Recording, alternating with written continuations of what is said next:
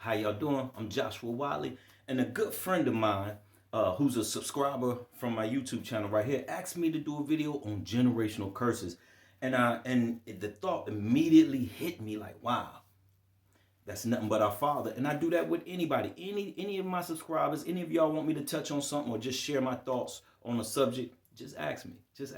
But anyway, uh, it's a critical subject, and immediately our Father showed me. He said, Josh, society is actually built today to create generational curses. I'm just going to touch on a few. I'm not going to touch on them all. But society, I'm actually about to go get my workout on now, but I want to touch on everything. Let me say it like this. You know how the Lord said in the last days, everything that's evil is going to be considered good, and what's good going to be considered evil.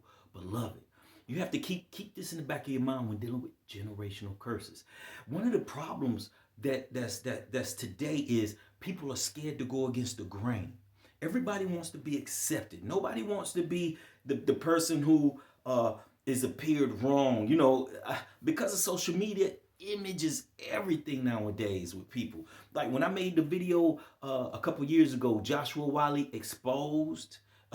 I had some friends from church say, Josh, you need to take that down, worry about your image. I'm like, I don't care about my image. I remember when I was a little child, the first time somebody called me a demon child at church. I've always been ostracized. Like I say, I was disfellowshipped from church when I was 14 years old. I grew up against the grain. But anyway, what somebody might say, well, what does that have to do with generational curses? Because if God said in the last days the world is going to consider evil good and good evil, that means everybody's going to be following that train. And if you're scared to go against the grain, you're going to be on that road and that train. You feel me? You're going to be in that group and you won't even realize it. A lot of the principles and things that's being promoted today create generational curses. I'm going to use some example like lifestyle coaches. I see a lot of lifestyle coaches, and I like a lot of the podcasts I watch are like the Manosphere and the Red Pill. And I say when you watch these things, you have to sift it through a heavenly filter, because these are regular people who've been through things and things of that nature just like me, and they're sharing their life experiences and things of that nature. But some people get so wrapped up in it because they do. The reason why I watch a lot of the stuff, and I have a lot of the YouTubers that I like, is because they do share a lot of truth, but it's like putting the cyanide in the orange juice. It's a cup of orange juice. It got juice, good stuff in it, but that little bit of cyanide will kill you. And that little bit of cyanide that's being promoted today creates generational curses. Y'all may say, let me use an example. Let me get right to it because time is short. A lot of the red pill or manosphere community, and as far as men go, they're teaching now, don't get married. So the people, they're not saying don't have sex.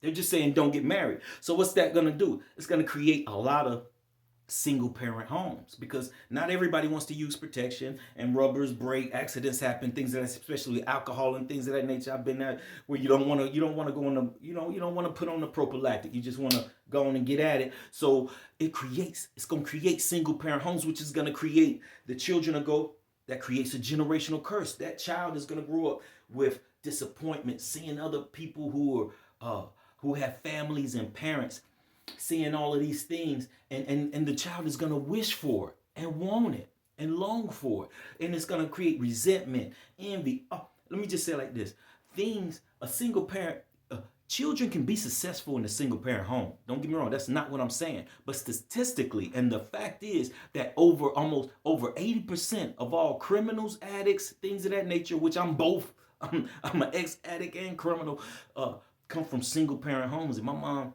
I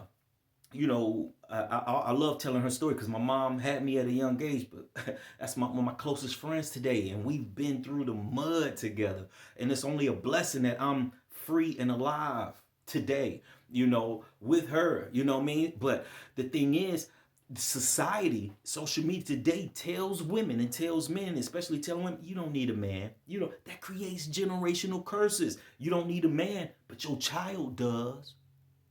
You can't teach your son how to be a man. That's the problem. I told a good friend of mine asked me the other night. She's having problems with her son, and I won't put her name or business out there, put her name out there, but she's having problems with her son. She said, Josh, I need a man's point of view. Why? Because you can raise your child to a point, but both parents are needed for the child to steer them right. But society says, no, women, you don't need them. Matter of fact, we're gonna give you initiatives to stay single. We're gonna give you money to keep that man out of their home, and we'll just force you to take it from him. Because as long as he's giving a couple dollars, your child will be okay.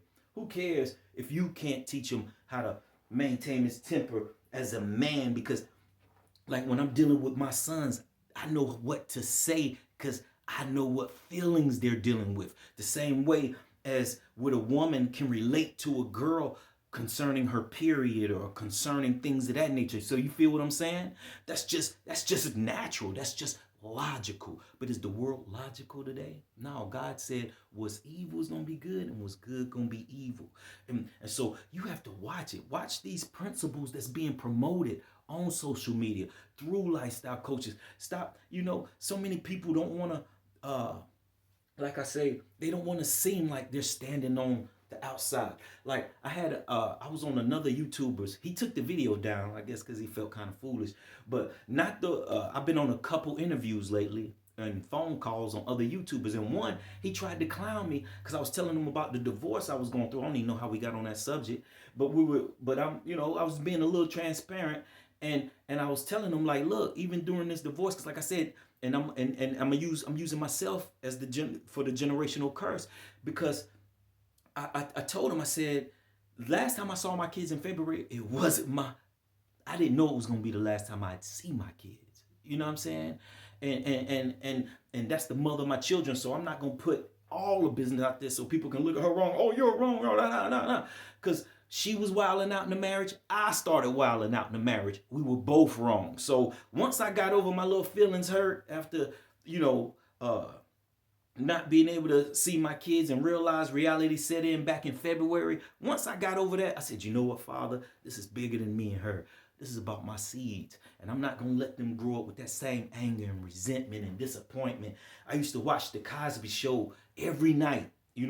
When it started coming on once every night on certain channels, and I would watch it and long for a family, and a lot of people do, and it turns into resentment and things of that nature. And my mom, like I say, she was a soldier. I saw my mom walk to school and walk to work, but my mom couldn't teach me how to control my temper when it came to fighting. She couldn't teach me about them urges that men get or how to treat a woman. It took me having a daughter before I realized actually that women were more than just sex. Like real talk, I'm being transparent and honest. Most of my growing up, I only looked at you for what I can get from you. Let me just say it that way. And it took me having a daughter before I realized, like, wow, she's human too.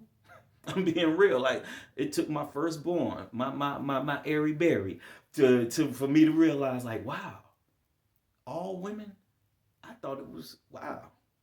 She's human too. She has feelings too, because it creates generational curses that spread to spread to spread. But I'm just trying to make this quick because I want y'all to be open that everything in society is Satan has cleverly disguised in these principles as what you need to live by and what you need to do, girl, to survive. And come on, man, don't be no simp. Don't be no simp. But anyway, let me get back to what I was saying real quick about my situation. So I'm on the phone. He's like, how can you be her friend after what she did to you? You haven't seen your kids. You haven't touched them. How can you be her friend? I said, look, brother. I said, the devil wants me to be upset with her, angry with her, say, F you, da, da, da, da. And guess what? She's going to make it harder. She would make it harder for me to talk to the kids, to deal with the kids, to see with the kids. And with the technology we got today, I'm still in my kids. Like, because me and her are friends, we're actually close friends in our divorce. I still see my kids. She makes a point for me to see my kids every day. The court system tried to put child support on the table. She said, no, he gives me money whenever I ask. We're not doing child support. See, and I told a lot of my friends, I said, y'all need to learn from that, because while of course, she might have hurt you or no telling what happened with y'all, and you get so angry and you start, man, F her, man, F that B, man, I can't stand my baby mama, man, I said, but if you work together as friends, it will be so easier on you in many different ways. I'm like, look, the state tried to put child support in our divorce, and she said, nope, get it out of here. But what if I've been so heartbroken over what happened in February, and I was just mean to her, she wouldn't have said, get it out of here. The devil inside of us all would have been like, man, F him. I'm going to get everything I got. He want to be an ass to me? Excuse my language. But you feel what I'm saying? So, but I was actually looked at. The guy, now hear what like I said, good, evil, evil, good. I'm telling him I'm friends with the mother of my children, and he's criticizing it. Let that settle in. That the mother of my children, I said, I'm friends with her. I make sure, and look, when I told him, I said, I send her money every week or whenever she asks. And he's like, what? You do that? And he tried to say you're a simp, but then I dropped this jewel on him. I said, look, bro. I said, I run my own business, things of that nature. I done seen so many women in my personal life who will, because they need help financially, they'll settle for any man out there. I said, she don't have to do that. She don't have to settle for no man out there that's no good in her life that's going to be around my kids. Why? Because when she need extra money for this, extra money for that, even if I've already given enough, she knows she can get on the horn. I need this. Bet, I got you. Don't worry about it. It's done. You know what I mean? So look, and then like I say, she makes a point for me to be able to see my kids, video chat with them every day where I'm in their life. And I put in the divorce agreement that I will have my kids for almost up to 4 months every year, regardless of school and all of that. You know what I'm saying? So and I get to go over there. There is no limits on me seeing them whenever I'm around them. Whenever I take the trip to go see them, because they're not in arm's reach. I'm gonna just say it like that. But anyway. And you have to, another way that generational curses are made today is a lot of people, they try to justify their past. Oh yeah, because it's cool. It's cool to be like, nobody wants to say, man, let me see what I'm saying. I heard so many people say, y'all might see the chapstick. Hold on. I got it, Ma. I got it this time. But anyway, y'all might say, I've heard so many people say, if I had it all to do over again, I would do it all over again. And I told somebody, I said, I wouldn't. And I had to, my kids heard me tell the person, right? My oldest, and they came to me and we had to sit down and have a talk. They said, because Dad, if you wouldn't do it all over again, you might not have us if you would change certain things in life. Because I teach them about the butterfly effect, like the old movie with Ashton Kutcher, where one little thing in your life creates another, every moment creates a ripple effect to another moment. And people don't realize that. Every move I make, like I'm about to go work out now, because I'm about to go work out, that creates a whole nother ripple effect and path for me. As if I just stay in the house, don't do nothing, and I'm watching something on YouTube, that creates a whole new path for me. You get what I'm saying? So my daughter, who's keen with it, smart with it, she said, Dad, if you wouldn't do it all over again, you might not have had us. I said, nah, I would have had y'all, but it might have been in a different situation. You know what I'm saying? But I had to teach him. I said, look, let's lose this for instance. I said, your dad been locked up. When I had this talk with him, I'd only been locked up 25 times. But I've been locked up twice since then. So I said, your dad been locked up 25 times. And I said, I regret it. I threw away my life. There's certain characteristics in me. Like I had to literally train myself not to handle everything with fighting. You know what I'm saying? Because in lockup, I was always the kid, leave me alone. I'm not joking with you. I'm not playing with you. I don't do all that side talk. Just leave me alone. Everybody left me off for real. Years. I could go without really conversating with people and all that. Just leave me alone. We ain't got to go there. But anyway, and I had to change myself while I'm out here in the public. And I told my daughter, I said, your dad regret those things because I ruined my life. And I said, if I sit here and try to justify it, you won't see the errors. So you won't try to change your life so you don't make that same mistake, that same butterfly effect, that same ripple effect. You see what I'm saying? Let me say it like this. I don't think I was that clear with what I'm trying to say.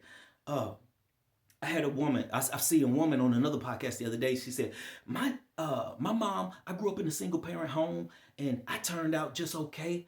And I'm like, I'm saying in my head, the dude didn't say single parent, you can't be successful. He was just saying like over 80% of all kids who grew up in a single parent home, because of the curses that's created and thrust, there's way more than one.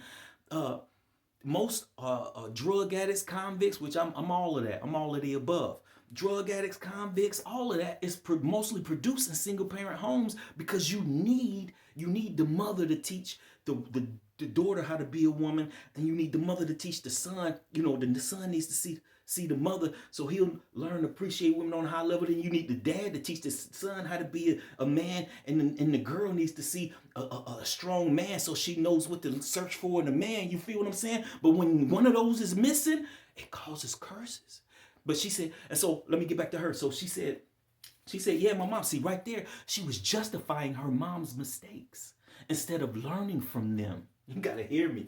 She was justifying her mom's mistakes because she just so happened to turn out okay, but she's justifying them up here, so she's not really learning from them. Now you can learn from them, but that's the problem. When you justify them, you stop seeing the heaviness that they cause in every area of your life. And that's why I'm saying, like, when you don't look at your life and be honest with your past, you how should I say, when you justify your past, you can create generational curses in your children.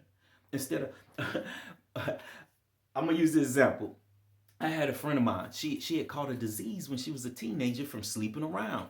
Now here, and she didn't tell her daughter. Now me and this woman, we super tight. Like we used to be, we were a thing back in the day. And so she called me up, wanting my advice and how to deal with a daughter. You called Josh for advice, but anyway, which turned out as a blessing. And I said, did you tell her about the disease you caught, the little STD you got when you was a teenager? She said, no, I wouldn't tell her that. I said, tell her. She said, no, Josh, I can't tell her. She said, well, you tell her then, because I was already arguing. And I told her, and you know what? The little girl said, what? My mama did? She caught a disease from having sex? The little girl stopped fornicating because she didn't want to catch the disease. So you see what I'm saying? Be honest with your children. Be honest with your mistakes and your falls in the curses. When you try to justify, when you feel ashamed to tell your kids, yeah, daddy messed up by going to prison all these times and for fighting. I used to tell them certain stories, like, so they could, and then they could see my growth. They could see my growth. But they don't want to make the same mistakes they dad did. But what if I was that dad who tried to be like, justify everything, man, act like I'm a thug again, like I'm still young and foolish. Yeah, your dad was cool, but I wouldn't change nothing. I wouldn't change nothing. I love how I am. I wouldn't change nothing. How my son gonna learn from that? He ain't gonna learn from dad's mistakes. He ain't gonna hear dad say, like, look, son, if I would have never pulled that shotgun out when I was 14, I could be playing ball over here